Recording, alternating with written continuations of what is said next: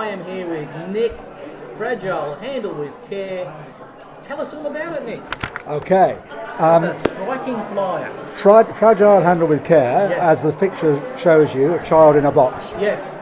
April this year, we commemorate 50 years since Operation Babylift. Yes. Operation Babylift was authorised by General Ford. Yes.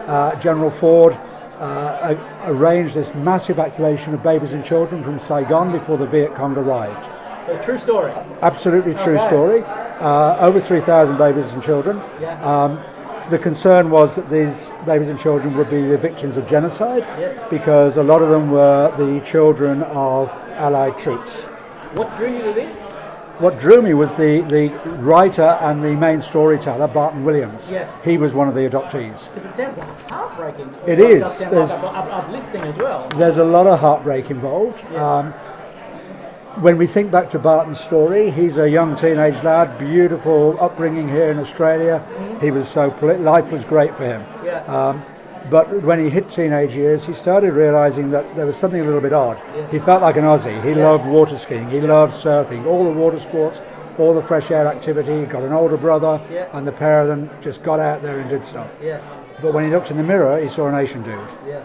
He's short, Yes. he's skinny, wiry, and he's Asian. Yeah. And he didn't understand. Yeah. So, and he'd take a lot of abuse, he'd get a lot of racism, and he had to try and find out who he was. Yeah. What he discovered was that he was one of the babies in Operation Babylift. geez. And the more he investigated, the more he found out about the other stories. Yes. Like, one of the stories is the first plane that took off crashed, and nearly half the children were killed.